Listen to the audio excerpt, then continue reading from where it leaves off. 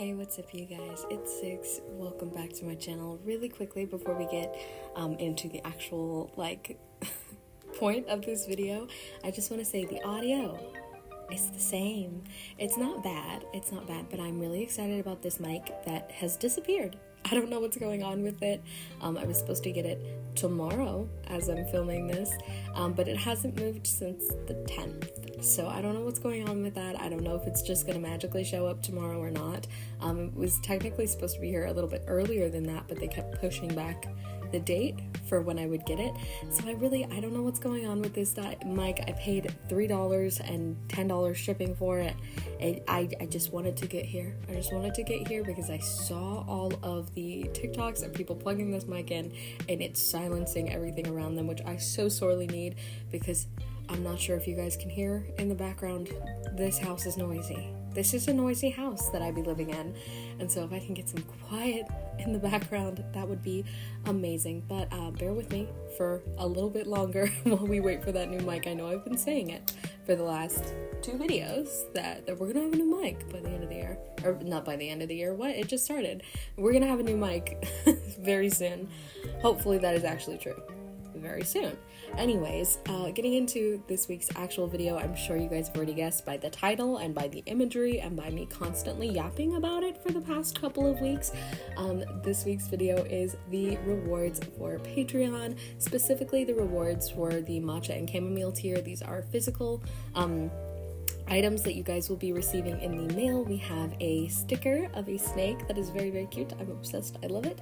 And a print also themed around the snake, because if you are new to the channel and you haven't already heard me yapping about this near constantly, for 2025, I had the idea that I wanted to do something consistently throughout the entire year, something that there would be 12 of, so that each month I would know, like, okay, I'm going to be doing something centered around this thing. They're all going to tie together by the end of the year, and I won't have to stress about coming up with like different themes and concepts and things, because that was something that I've really struggled with in the past few years of doing Patreon.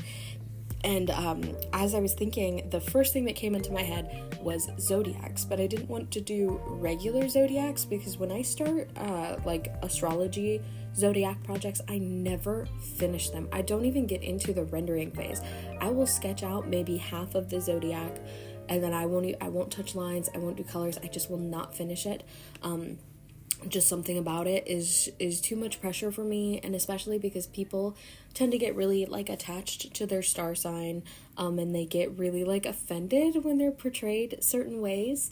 They'll get like really like, I don't know what it is, but it's very like a controversial subject matter to tackle as far as us illustrators goes. I've seen people be really excited about them, and I've seen people really, really, really despise them.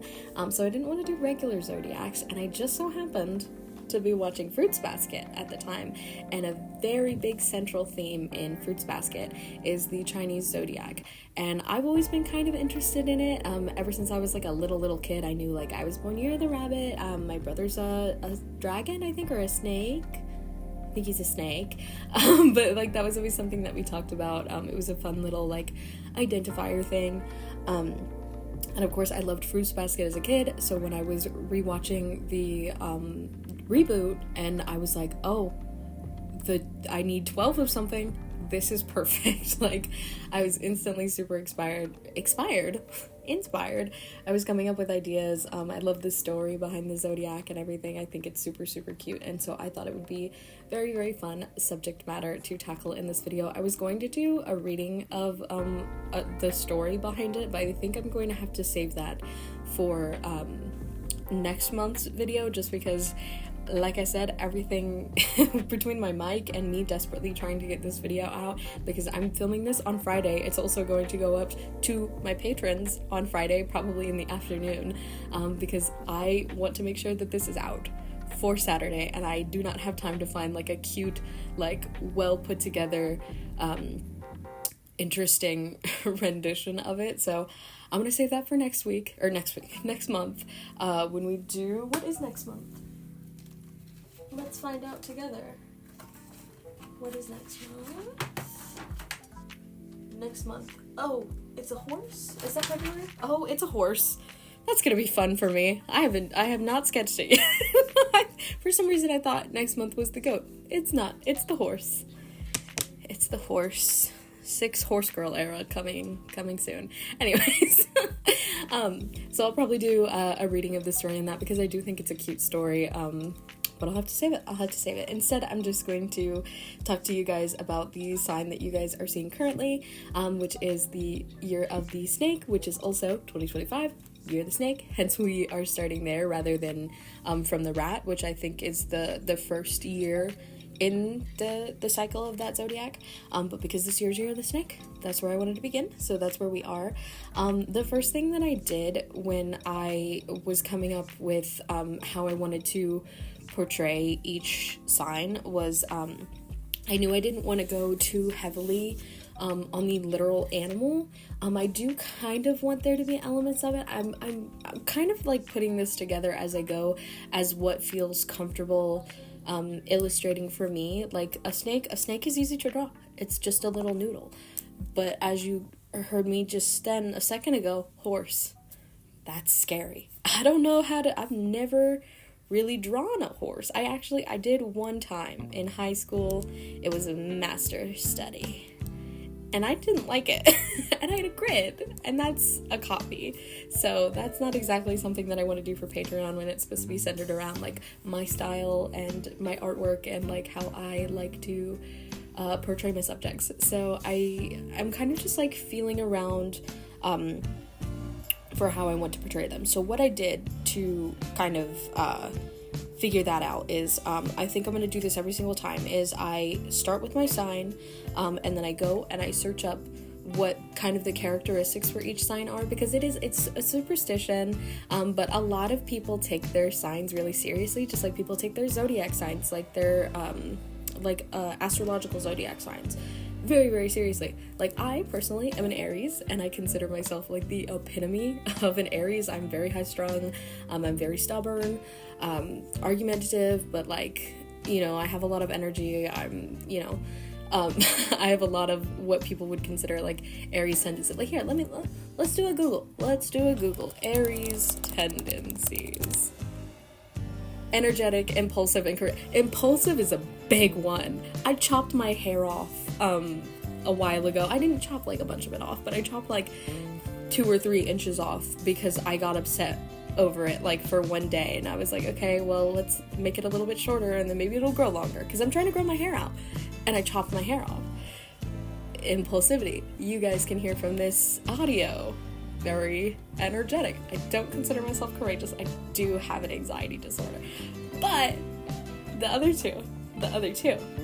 Okay? There's a lot of different aspects to being an Aries. Obviously, some people are going to follow some of those traits and not, because again, it's a superstition. It's based on like generalizations and stuff like that. But I still wanted to look up those things because like it's a genuine thing. People ask like what's your zodiac sign? And then, you know, people will kind of judge you a little bit, be like, oh, you're an Aries, oh, you're an Aquarius, so I expect you to behave this way. Now I know if we're compatible. That's something that happens in a lot of different cultures surrounding the Chinese zodiac as well. I read that it's actually super common to, instead of like saying how old you are, you'll say what zodiac sign you are. Like, you'll be like, oh, I'm a pig or something like that, instead of like, oh, I'm 17, you know?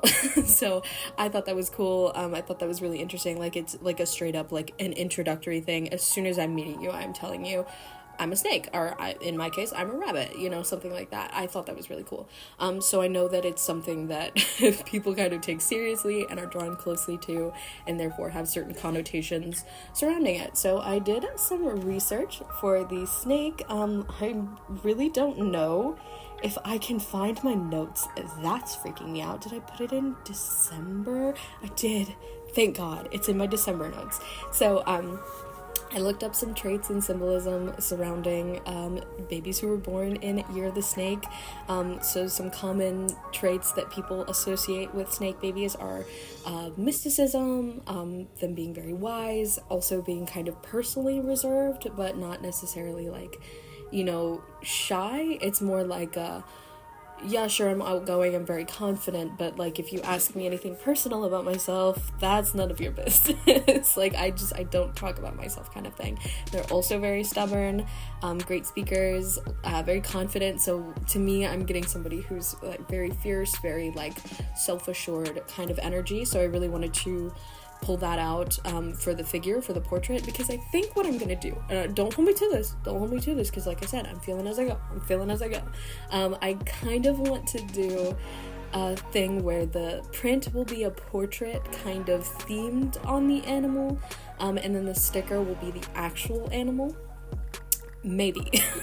I'm also playing around with this idea, and I've talked about it a few times on this channel and on the Patreon podcast as well, that I am thinking about building a portfolio for tattoo designs, because I kind of want to get an apprenticeship this year, or at least like start putting things into motion to get an apprenticeship, if that feels like something that is a good step for me. I'm in an area where that's very difficult. It's very American traditional over here, and my style is very much not American traditional. It's also very like male centric. I personally consider myself like femme-aligning, non-binary, so that's not really that's not really the scene around here, but I still want to try. I'm very curious about that. So I am thinking about maybe like doing tattoo designs for the characters, and then those tattoo designs being the stickers. But I'm also not sure about that, because animals are going to come along, like the horse and like the monkey, that are going to be a little bit more difficult for me to interpret literally, or like, you know, in tattoo designs, at least from my limited knowledge of, you know, how I draw things. So I'm very curious to see how that will turn out. I don't know, I'm not holding myself to that idea, but it is a concept that I am having. But anyways, back to the portrait that you guys have been seeing for 90% of this. I wanted it to be this really fierce character. I'm very confident. I struggled with her face so very much because of this very aspect. I don't know what it was. For some reason, rendering her eyes over and over and over again, I just kept losing the expression that I wanted this character to have.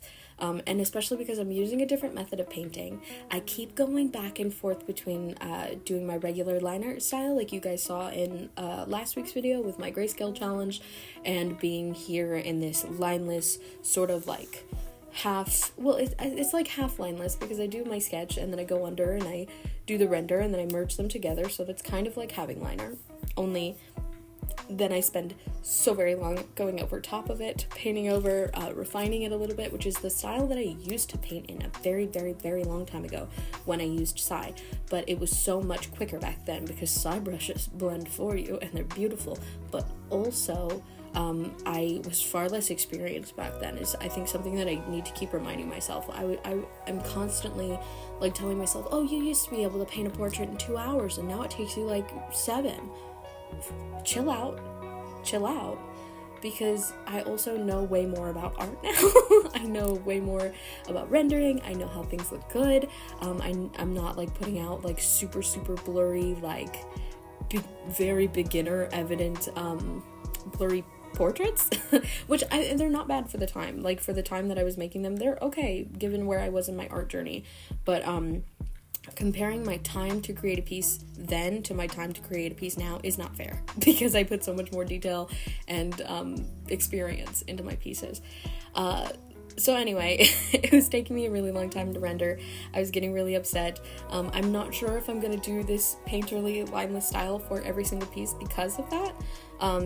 Just the amount of times you guys aren't even seeing half of the amount of time that I spent on this piece, because I filmed it almost in its entirety and then deleted it and restarted. And then after the second time of restarting, I still didn't like it, got about halfway through, deleted it, restarted, and then I started filming this for a really long time, got to the eyes again, didn't like it, thought to myself, I will not delete it this time. I will just go back to the sketch, redo the eyes, bring those up and over, and then render them that way. And thank God I did that. Because I was able to get through and finish the piece after that point. But in the meanwhile of it happening, it was very hard. But I'm glad that I finally got kind of like, I didn't want her to look like mean necessarily. I wanted her to look more like you look at her and you're like, oh, she's cool. I want to talk to her so bad. I want to be her friend so bad. She's so cool. I want to be her. You know, I want to be somebody who's confident and, you know, passionate like her. So I'm really glad I got that. I also thought that I would do that because, so I'm not sure how I feel about this. There's like a saying that spring and autumn snake babies are more intimidating because, you know, that's when snakes are out and about, but winter babies that are snake babies are, you know, calmer. They're kind of more chill because they're hibernating. I went with the more spring themed. I kind of feel like I maybe should have gone the more calm route because it is winter currently, technically speaking. But I thought that I would go with the more kind of like intimidating aspect because that is a larger portion of the year and also therefore probably a more suitable, I guess, representation of the sign overall. But I did want to throw that in there as like just like an interesting aspect that like when you give your sign, it's like, it's not just, oh, I'm a snake, it's, oh, I'm a snake and I was born in April, so you're a spring baby, so therefore you bite. You know, I think that's really cool. I just like how much like thought and like consideration goes into that. Like I know, like with my familiarity with like the astrological zodiac sign, like that it means something to me. I think it's cool. I don't like read my horoscope every day, but I take interest in it if I come across it. I'm like, oh, here's my horoscope for the day. Or if I see like your zodiac sign is like cats or something, I'm like, where's Aries? That's me. I just think it's cute that people become so attached to little parts of themselves and take that into account and like relate to it, use it as a way of expressing themselves, and then that it gets broken down even more so. Like I don't really hear too much. I think it's a little bit of a thing we do where it's like, oh, like Aries babies born in April are this, but Aries babies born in March are like this, but it's to a far lesser extent because with astrological zodiac signs it's you only share a month, but if it's your Chinese zodiac, that's for the whole year. You know, if anybody born in 1999, they're a rabbit. So it's there's a lot more like differing aspects, I guess, that can come into play with that. So I think it's really cool. I think it's really cool. So once I was done researching the traits and the symbolism that were associated with the sign, I went into designing my piece, which again, like I said, I knew I wanted it to be kind of like this fierce looking, confident, again, feminine as well character. And I came up with the pose pretty quickly. I wasn't stumped on that for too long, which I was really grateful for because finding like a position for a character is so difficult for me lately. It is something that I am so hyper conscious of at the moment, with me being really stuck in like a lot of art block and things like that. I'm constantly overthinking about what my character is doing, what they're looking like, if it's a dynamic enough pose, if it's too dynamic for me to be able to achieve like rendering well. So I was really stressed about that, but I found this and I was like, okay, she's cool. We got a little shoulder action going on. She looks fierce. She looks nice. I like her face. I like her attitude. She's vibey. And I was able to come up with that really quickly. And then the snake was super easy too, because it's a snake. Again, like I said, they're just kind of a noodle. But I wanted to go the extra mile and throw something else in there. A lot of the time, different cultures will have like flowers associated with your birth year as well, or your birth month. Like I'm an April baby, so I know my birth flower is a daisy. So I was like, I wonder if there's like a flower associated with each month in like Chinese culture too, like as far as like your birthdays and stuff goes. So I was like, Chinese flower April or January, and plum blossoms came up, and I was like, those are so pretty. That would be really cute to incorporate with the snake. I could have it kind of like curling around the branch, and that would make a sick tattoo as well. So that was going to be the sticker design, and then I was like, that would look cool on the character as well for her print. So I kind of like mashed them together for this iteration of the sign. Again, I don't know if I'm going to do that every single time. I'm kind of taking this as like a way for me to experiment with having a subject, but not necessarily like strictly aligning to like interpreting it only this way. The only thing that I'm going to really hold myself to is researching the sign, researching the associations with it, and then kind of trying to interpret that however I would like to do. And then also having a print and a sticker each month, instead of being like, okay, double sticker, okay, double print, magnet.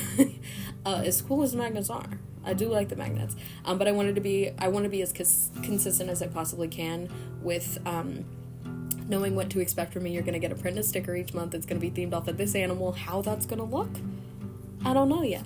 Stick around, find out. Something I'm also trying to be more conscious of during the making of these is, once they're finished, rendering kind of like a step-by-step, not like a step-by-step like how to draw type thing, but like process stuff. I used to like completely forget to do it, or I would like throw up the speed paint and what have you, but then also have this bigger speed paint. But I think what I want to do is like show at the very least like sketch, lines, render, further render if I do paint overs or something like that, so you guys can see from start to finish like the concept, the actual execution, and then how that execution came to be, because I think that's really cool. I think it's really interesting kind of like seeing how pieces get built up. So if that's something that you're interested in, or if this sticker is something that you're interested in, it's gonna be a holographic sticker, by the way. She's gonna be shiny. Go to the Patreon. It's patreon.com/6studios. And that is pretty much it for this video, you guys. Again, I want to do a reading of the actual like legend behind the Chinese zodiac in next week's video. I keep saying next month's video. I'm planning so far ahead that every time I record it's like next week. No, it's not. Next month. It'll be the third week of the month. Will be February's Patreon video, where you can see again, the legend behind the Chinese zodiac, and also how I interpret this dang horse. I have no ideas. I'm so curious. A cowboy? I don't know. I don't know. Once I do my research, maybe I'll get some ideas going, but until then, I don't have any. It's a mystery. So if you want to find out how that mystery goes, you can check out the Patreon. If you like these, check out the Patreon. If you want to be on screen with all these cool people here, check out the Patreon. If you don't want to be on the Patreon and you just want to watch this YouTube video, subscribe down below. I need to remember to tell you guys that this year, because I used to not want to be those channels that like had like a 98% unsubscribe rate, because it used to not be.